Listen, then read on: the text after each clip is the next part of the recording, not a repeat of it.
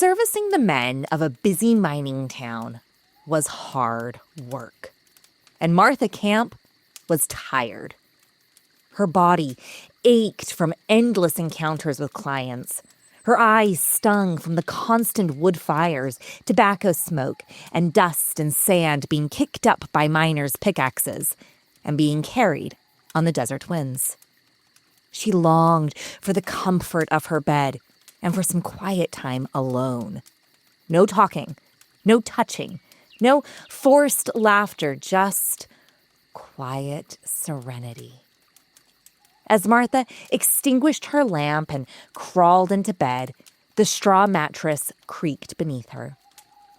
Although the hustle and bustle of the busy town outside bled into the room, Martha could finally relax, and a sweet cloud of sleep enveloped her.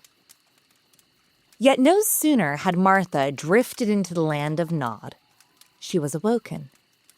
The room was still dark, still as quiet as it could be, but something wasn't right.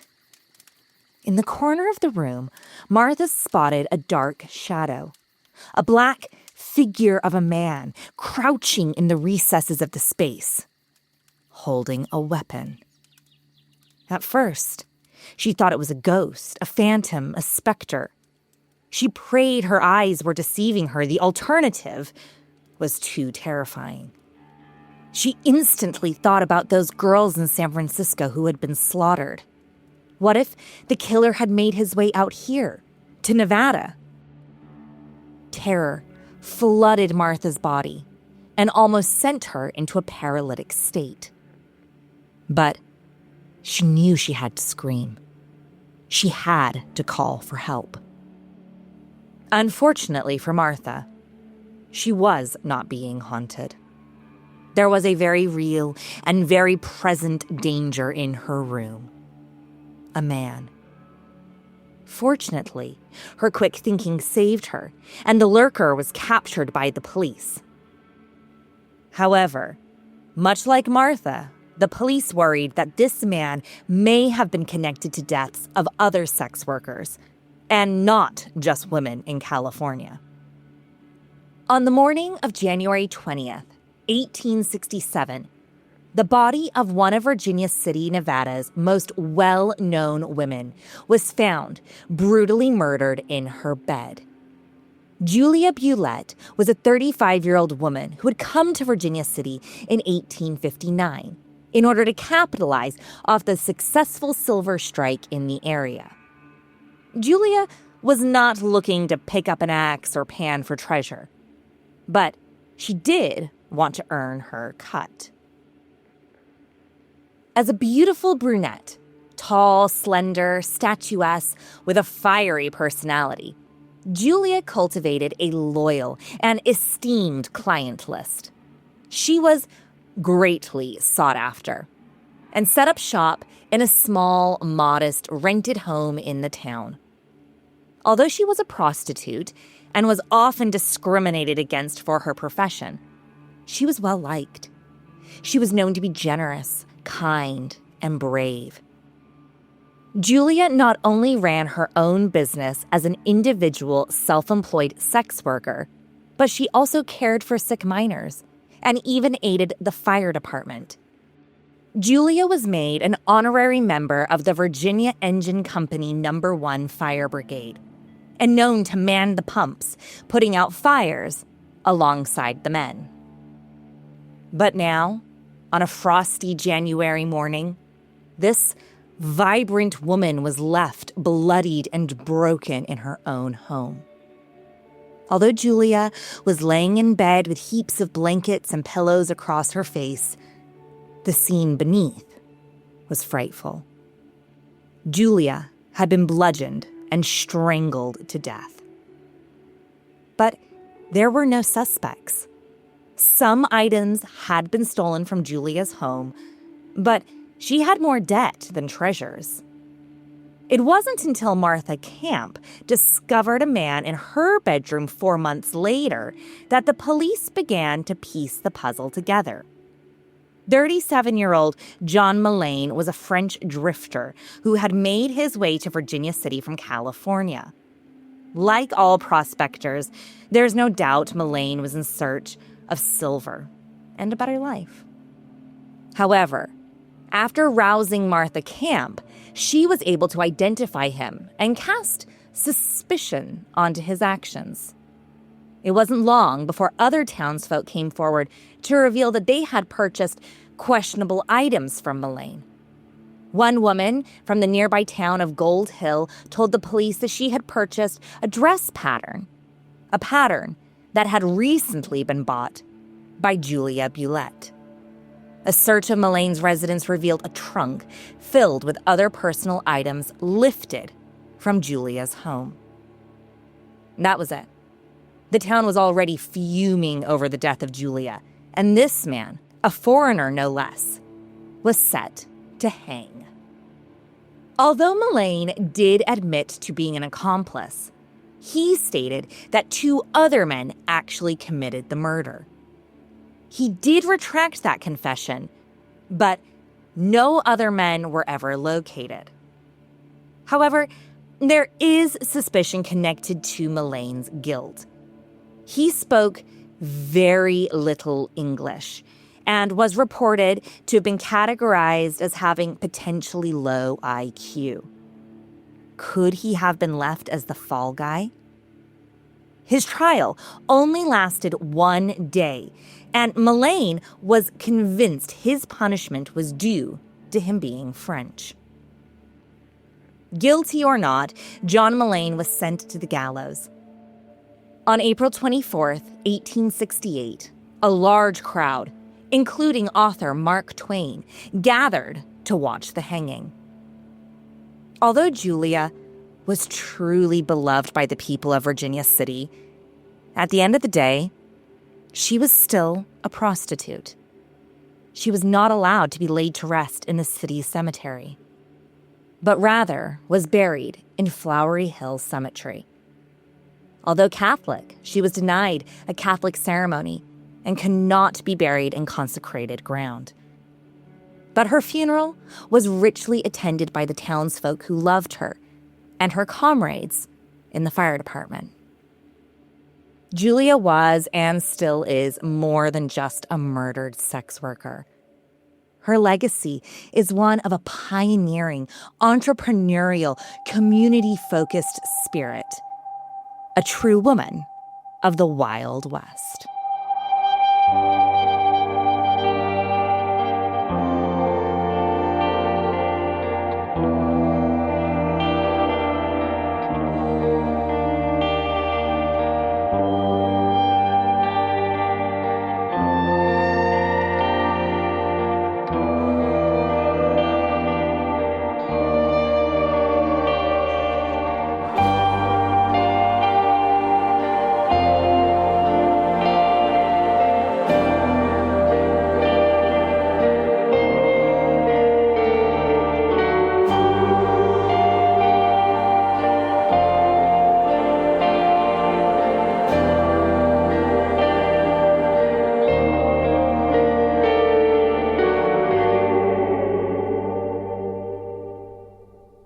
We are back, and my cauldron is overflowing with new stories, chilling folklore, and secrets reserved especially for our West London Witch Coven.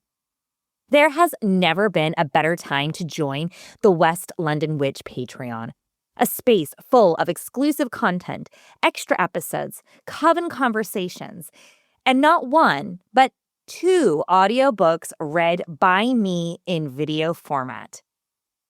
Joining Patreon is fun, easy, and affordable.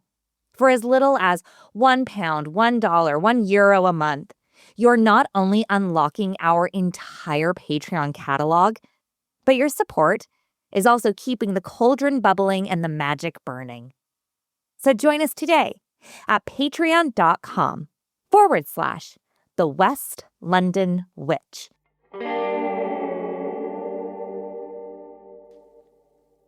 Hello and welcome to episode 98 of The West London Witch.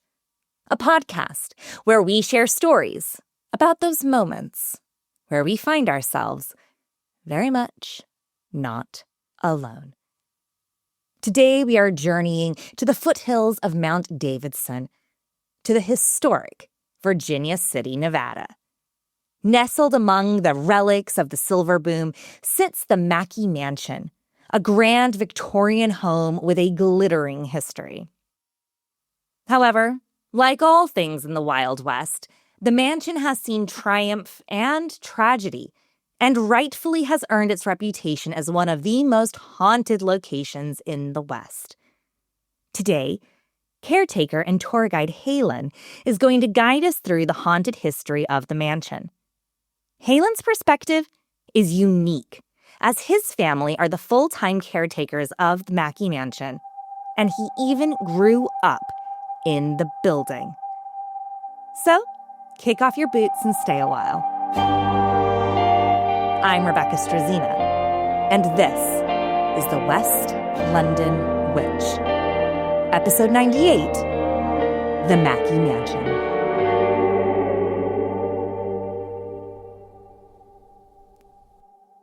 I want to take you back to the 1850s. The California gold rush is in full swing and has spilled into the Nevada silver rush.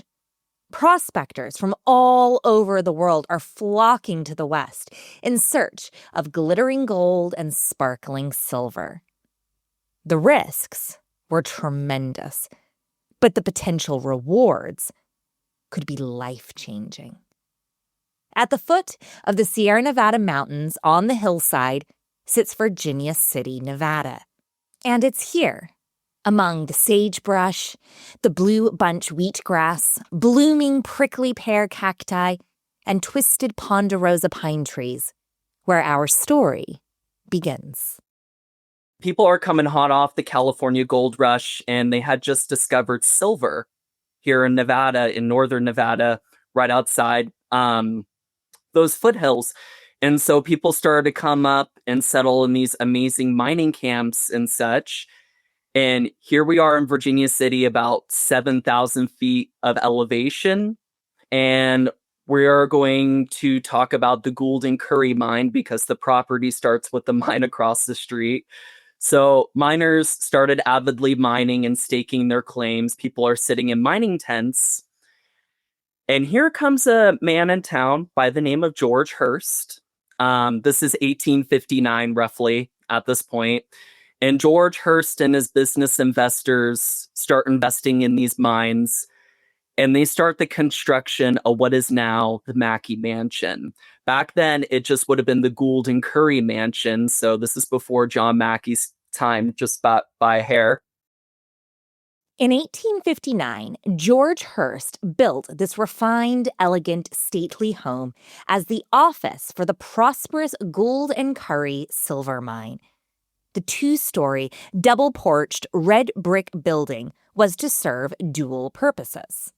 It acted as both a home and an office for the superintendent of the mine, and struck quite a figure in the dry, dusty, rugged desert. It's got almost like colonial-styled architecture mixed with Victorian architecture. It's like a big square building, and it has like two wraparound porches, one on the second floor and one on the third floor. It's a very strange mansion. It's a very abnormal building for its time. Everybody outside at this time is sleeping in a mining camp or tent, so to be able to live in this mansion is a luxury. Its construction lasts for 2 years. George Hurst moves into it, and the main room of this mansion is the mining office. That's the whole reason why it was built. And this is a very interesting room because the way the mansion is situated, people will walk from across the street through the doors, do business with Mr. George Hurst, and then they would take our silver bars and our gold bars and they would put them in our secret vaults. And nobody knew about the secret vault for a long time except for the mining office employees. It was vital that the vault remained secret. They don't call it the Wild West for nothing. Mining towns like Virginia City were largely lawless. It was not uncommon for gunfights to erupt on the streets, bar brawls to spill out onto the wooden plank sidewalks. Prostitution was rampant, and looting was a part of everyday life. Being resource-rich was a blessing and a curse. So anyways, a few years goes by, Mr. Hearst is running the mine, and I think he makes a good $15,000 out of the mine across the street from the Gould and Curry. So he made a lot of money. That's a lot of money for back then. And around the same time in 1859, this is where our story gets interesting. We're introduced to a man by the name of John Mackay. He was an Irish immigrant and a shipbuilder. We have Americanized the name to Mackay now, but Mr. Mackay originally tried by getting into the California gold rush like many other miners, but you know what? That didn't go too well for him out there, so he was stuck walking all the way from Downeyville, California to Virginia City on foot that year in 1859. So he had to cross through the Sierra Nevada mountains just to make it to Virginia City. When he got here, he was penniless. He started as a pick and shovel man, and he made $3 to $4 a day from that. And for reference, most miners in the world were paid roughly 80 to 90 cents a day, but here in Virginia City, our men were paid $3 to $4 a day, so that was a pretty good pay. He met these three men. Their names were James Fair, James Flood, and William O'Brien. With Mr. Mackay being the fourth member, they created a group eventually known as the Bonanza Firm, and when they had enough money, they went around Virginia City purchasing up these mines that other guys thought were played out. I usually say the men who sold them off should have held on a little bit longer, including Mr. George Hearst. George Hearst was convinced that the Gould and Curry mine had dried out. It was time to move on to new silver ore pastures. So, in 1865, he sold the mine and the mansion to John Mackay. In my opinion, that was a really big mistake on his part, including an additional mine down the road called the Con Virginia mine. So Mr. Mackay and the Bonanza Firm took over. Mackay moved into the mansion. Well, a couple years go by, and they did something quite amazing. John Mackay and the Bonanza Firm hit the world's largest silver strike in history, known today as the Big Bonanza. They pulled over $100 million worth of silver out of the Con Virginia mine. That's in their money back then. And our money today, that's the equivalent of $3 billion.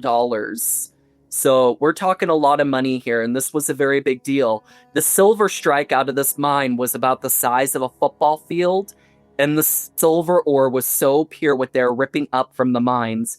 Not much processing was needed. Overnight, John Mackay and his associates became billionaires. An unfathomable amount of wealth and fortune befell them. Mackay and his partners became known as the Silver Kings and the Bonanza Kings, a truly fitting title. And this also made John Mackay one of the wealthiest men in the world. It was utter insanity, the amount of wealth these men generated off of this. As Virginia City boomed and exploded in wealth and population, John Mackay moved into the now Mackay Mansion, the main counting office below and the living quarters above. He marries Marie Louise Hungerford, and by all accounts, their life and their marriage was happy and healthy, and even transatlantic. She did take off prematurely to Paris, France. Mr. Mackay bought her a very large mansion in Paris, and that's where she took their children to go live. Mr. Mackay stayed behind in Virginia City to run the mining business for another decade, so he was here for a very long time. While Mackay was making his billions in Nevada, on the other side of the country, turmoil and tragedy was brewing. From 1861 to 1865, the Civil War ravaged the nation.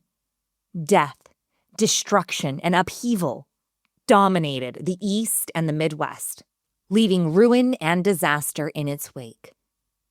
Although the Civil War touched the entire nation, states like Nevada did not see battle or conflict, but rather Western expansion and social and economic growth. So while the American Civil War is kind of raging in the South, the West is pushing the boundaries and kind of growing. They're doing all these kind of crazy things out here. They're building the railroad, they're doing more mines, they're establishing cities. At this point, Virginia City is more populated than Los Angeles and San Francisco combined in the 1800s. We have over 32,000 people living on this mountain. It's utter chaos. We have brothels, we have boarding houses, we have saloons. It's the full-on Wild West picture here. So while all this is going on, the Great Fire of 1875 breaks out, burns down half the town. It's absolutely devastating. The Mackay Mansion survives, but Mr. Mackay actually had to rebuild our church. I believe it's at this point as well, President Ulysses S. Grant pays a visit to Virginia City and John Mackay. We actually have a picture of them together in the mansion. He takes President Ulysses S. Grant on a tour of the silver mines because the silver that was torn from Virginia City helped fund the Union Army during the American Civil War. It's one of the reasons why Nevada became a state. We actually hold the slogan, the battle-born state, to this day. So, Mr. Mackey's like, you want to see what I do? So he takes him down in the mines. When President Grant and John Mackay come out from the mines, our local paper, the Territorial Enterprise, walks up to President Grant and they were like, Mr. Grant, can we please get a quote? And he said, well, that's about as close to hell as I ever want to get. And that man fought the Civil War, so that speaks volumes to me. But what he was referring to is our geothermal grounds here in Virginia City. So the deeper you go, the hotter it gets.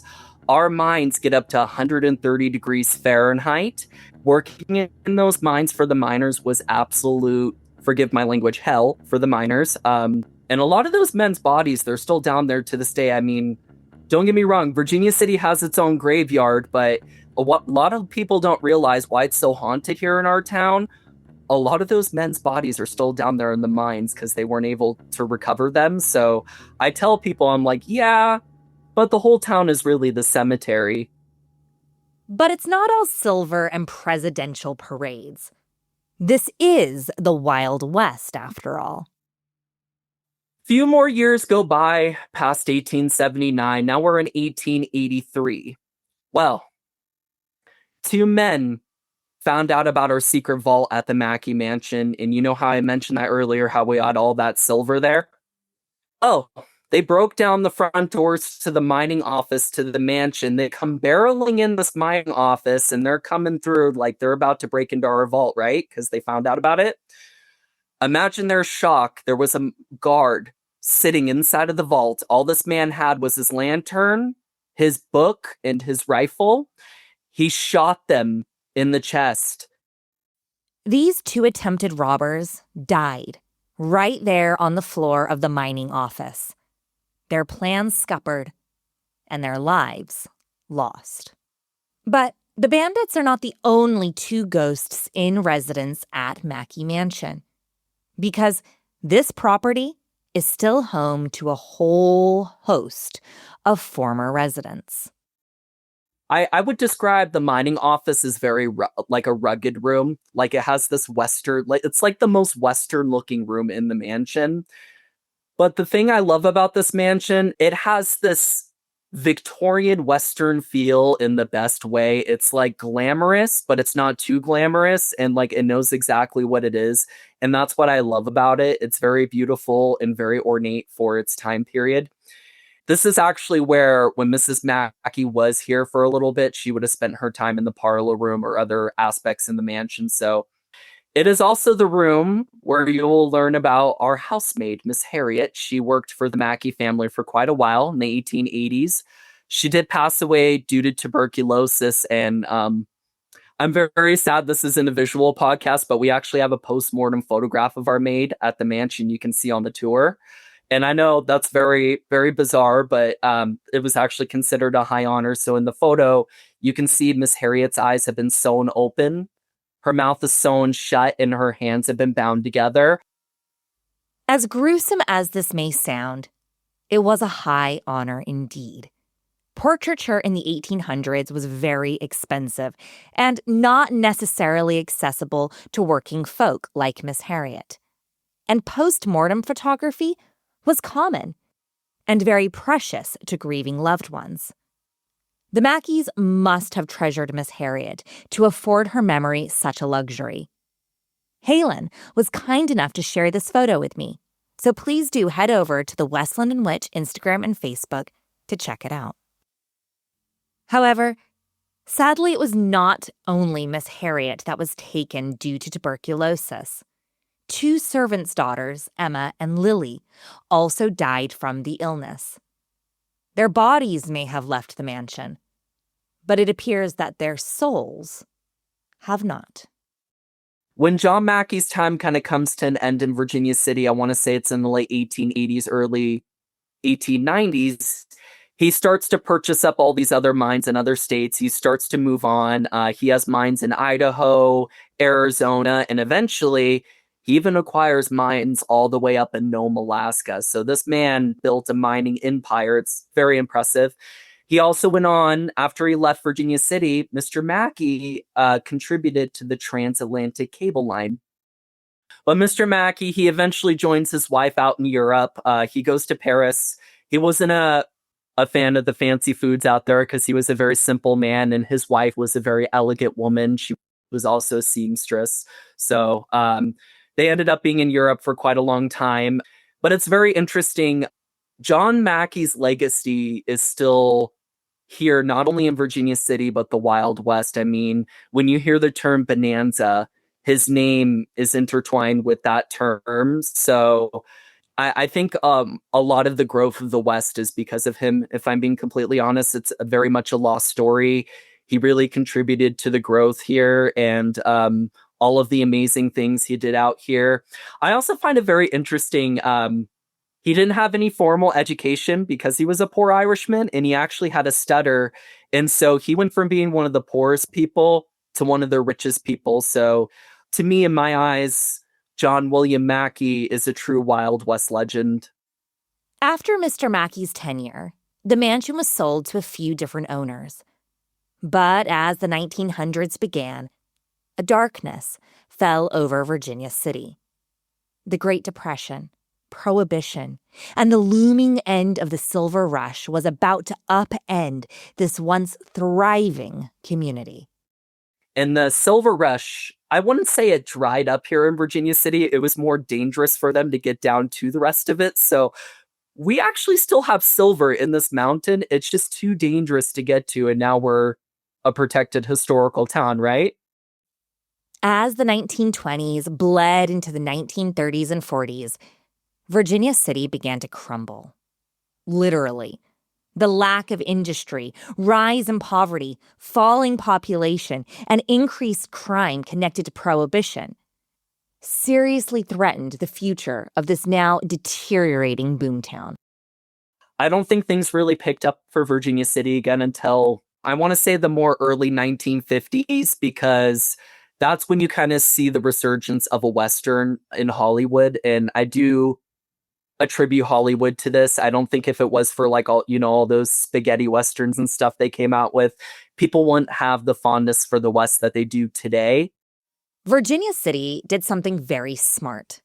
They pivoted from mining to tourism. The silver may be unreachable, but the history, the stories, and the landmarks were there to be shared. Through the 50s and 60s, we kind of went through a reconstruction in this town of how to move forward with life. We went from being one of the most populated cities in the United States to now, in 2025, we have like a little over 900 residents, and I'm one of them. I always thought Virginia City was like Disneyland, a Wild West theme park. And in some ways, it kind of is. But it is still a functioning town. People live there, work there, raise their families there. But Halen was clear. It is still very much the Wild West. Life is different here. Outsiders in the saloon draw long looks from men in dusty cowboy boots and Stetsons. Gunshot blasts echo from the foothills. And life is rugged and at times antiquated. I would go as far as to say I see the people in our town. They're kind of reliving the people of the past, if that makes sense. But it's not just the current townsfolk reliving the past. Because inside Mackay Mansion, the past is still very much alive. Well, we'll start in the office, in the mining office, since that seems to be the first room everybody walks into. So we have our two robbers that tried to rob the vaults. They haunt the building, but I would say they're more residual. I get like a residual energy from those two. Like they're still reliving that moment. I think their death was so quick, really. I think they're kind of caught up reliving that moment because sometimes when I'm working in the mansion, especially late at night, it sounds like there's a scuffle in the mining office or like a commotion, and then it just, boom, it stops. And then I get the feeling like a lot of these men are tortured. Like they're still reliving those moments. Like they're just trying to make ends meet to try and get that money. So I do get that vibe a little bit. I think our vault guard, oddly enough, I think he's intelligent because I'm assuming you know what a spirit box is, those like little paranormal devices. And I'm also very quite sensitive. I'll sit in the vaults and I'll be doing a paranormal investigation. And one time, I kid you not, I heard the vault guard, he went, "I'll kill ya," in a very raspy voice, just very matter of fact. And that was a little bit alarming, but you know, he's just doing his job. So I always make sure I knock on like the little vault door when I'm going in there. And I'm like, "I'm coming in, Mr. Murphy," you know? In addition to Mr. Murphy and the attempted burglars, Miss Harriet is still in residence at the mansion. I would say it's very strange for me to say, but I think I have a really good relationship with that ghost. You know, we have a very good rapport. We have respect for one another. She doesn't like messes in the mansion. She's made it very abundantly clear to me and the rest of the staff. I will never forget this day. Rebecca, I was cleaning up in the parlor room. I remember I was picking some stuff up off the floor, and in my right ear, I heard a woman whisper, "Clean it up." And I was like, "Yes, ma'am." So I made sure to let her know, I'm like, "I'm listening to you. I promise I'll take good care of the building." So I also have these really weird moments when I'm in the parlor room. I'll be giving a day tour, and there's kind of like a door opening to the stairwell that goes to the third floor, kind of like by the parlor. And sometimes we'll all hear footsteps coming down the stairs, like somebody's walking down the stairs. My entire tour group, and I'm not kidding, this is like a group of like 14 people. They'll all turn, look at the stairwell, no one's there. And I actually had this one lady one day, she's like, "I don't believe you. I'm going to go check." I'm like, "You know what? Go ahead and be my guest. Go ahead and go check upstairs." And so she went upstairs and looked all around. She came back down. She's like, "Yeah, there's nobody up there."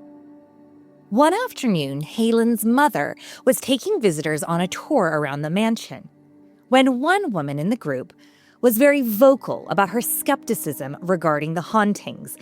She did not want to know anything about the ghosts. Yet as she took photos of the property, snapping shots of the furniture and the finishings, she was shocked to catch an image reflected in the mirror. There in the glass was a woman in a long black dress, white apron down the front, and a white cap covering her head. She ran to Halen's mother, demanding to know who was in costume walking about the house. Halen's mother smiled and informed the woman that she had just captured a photo of Miss Harriet. This is an astounding photo, and it's undeniable that the specter looks very much like the profile of Miss Harriet, whose last photo was also taken in death. Now, if you remember, Miss Harriet wasn't the only one who died from tuberculosis in the home. There were also 2 documented little girls who succumbed to the illness. The children ghosts are my favorite, Emma and Lily. As weird as it to say, I don't really see them as a spectacle. I know most people do. And maybe I just have a different perspective on it because I kind of grew up around here and I look at the paranormal different. Not everyone is comfortable with the little girls, though. In 1994, while filming the movie Dead Man, Johnny Depp was staying at the mansion and was sleeping in Mrs. Mackey's room. He had reported he woke up to a little girl wearing a Victorian white nightgown, jumping on his bed, and she vanished just like that right in front of Johnny Depp. You know what? He was so disoriented and very confused. He looked around the whole mansion looking for this little girl. He eventually wound up on the front porch asking the owner about her, and he said, "There is no little girl living here, sir." And so it was very strange. And he still talks about it to this day, his paranormal experience at the mansion. So I think that's really cool, actually. And it kind of just confirms to me that there are little girls here. And I'm not crazy. I'm not just spinning my wheels for nothing. Even though John Mackay died in London, Halen is convinced he still roams the halls of the mansion. And it makes sense. Virginia City was arguably the most important, influential, and definitely profitable chapter of Mr. Mackay's life. And he spent huge amounts of time in the home, living and working. But it's weird when me and my family first took over, the business here, and we were kind of learning things. I like to talk to ghosts, and I'm very strange. I've just get a weird comfort from them. And I kept hearing this man's voice with a stutter, and I made really good friends with him over Spirit Box, and we would talk. And, eventually I wound up at the university down in Reno, and I was talking to one of the historians, and he was like, "Oh, yeah, John Mackay was really well known to have a stutter." And I was like, "Excuse me?" And so I went back to the mansion. I went upstairs to John's room and I said, "Why didn't you tell me it was you?" And I waited for a few minutes and then he said, "I'm sorry." I feel like to me, in that strange way, was him saying, like, I didn't want to outright tell you it was me, but you kind of figured it out. Because I just think he's a very private kind of a person.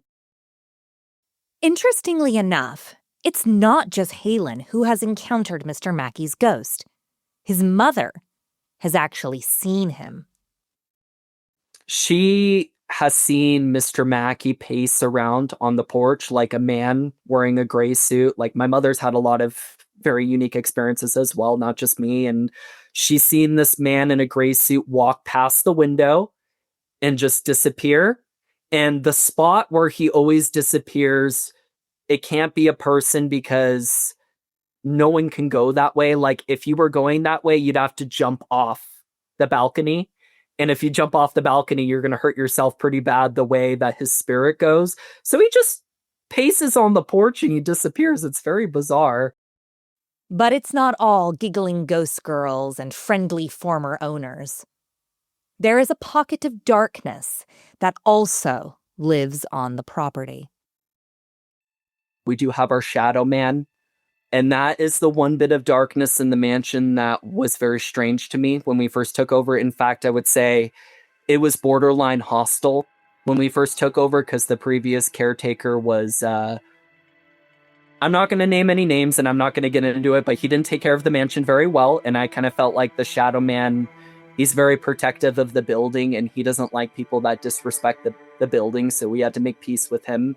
So when we took over, we kept seeing this very tall, lanky shadow guy in the mansion. Like, it was very, very unnerving. Kind of to the point where we kind of had to start having talks with him like, "Hey, we're not here to disrespect the building in any way whatsoever. Like, we're all here for peace, love, vibes. So I would kind of leave him little offerings here and there. We did get into a little bit of scuffle together. We have a haunted doll room. I was investigating the doll room upstairs on the 3rd floor in the mansion, and I felt this pressure on my shoulders. And I told the Shadow Man, because I knew it was him, and I said, "I don't like it when you do that." And he said, "Get out." Over the years, Halen and his family have learned to live with the Shadow Man. There seems to be an understanding that the family are there with good intentions and are true, honest stewards of the home. The Shadow Man primarily stays in the attic, and that space is reserved for him. And that works. Most of the time. Occasionally, he makes an appearance, and it is very creepy.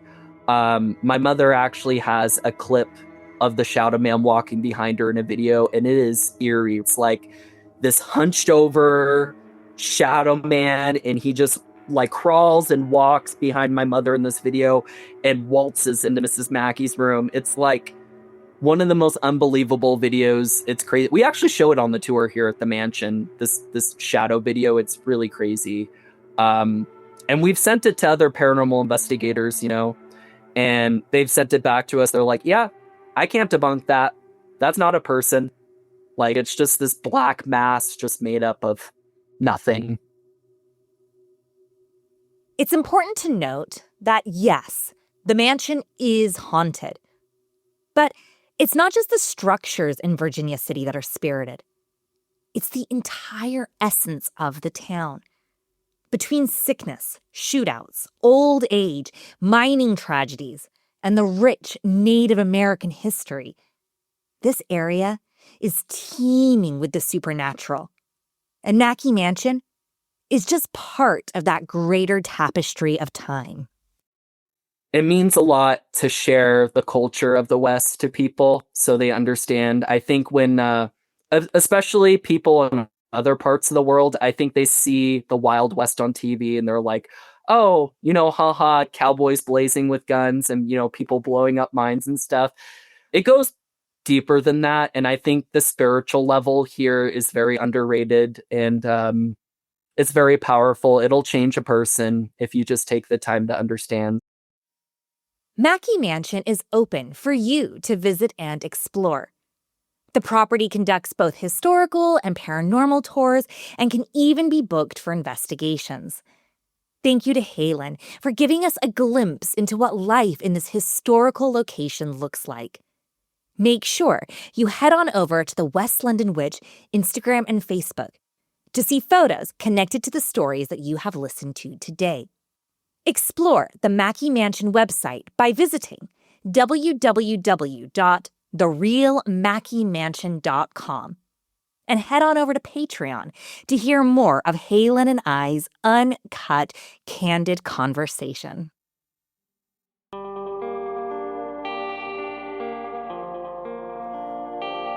Do you have a spooky story you'd like to share? I'd love to hear it. Drop me an email at thewestlondonwitch@gmail.com or find us on Instagram and Facebook at The West London Witch. If you enjoyed today's episode, don't forget to subscribe, rate, and review. And come and follow us for additional content on Instagram and Facebook. Until next time, merry meet, merry part, and merry meet again.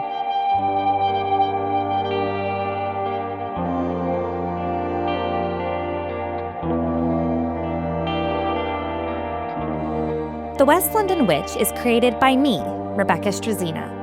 Our sound designer and production magician is the incredible Danny Cross. Our theme music was bespokely written and performed by the wickedly talented Kyle Hall. Our cover art is the beautiful collaboration between Lizzie Wilson and Jake Bowser. Special thanks to Miss Sinead Bowers, our quality control and biggest cheerleader. And thank you to you, all of our listeners all over the world. These are your stories. Thank you for sharing them with us.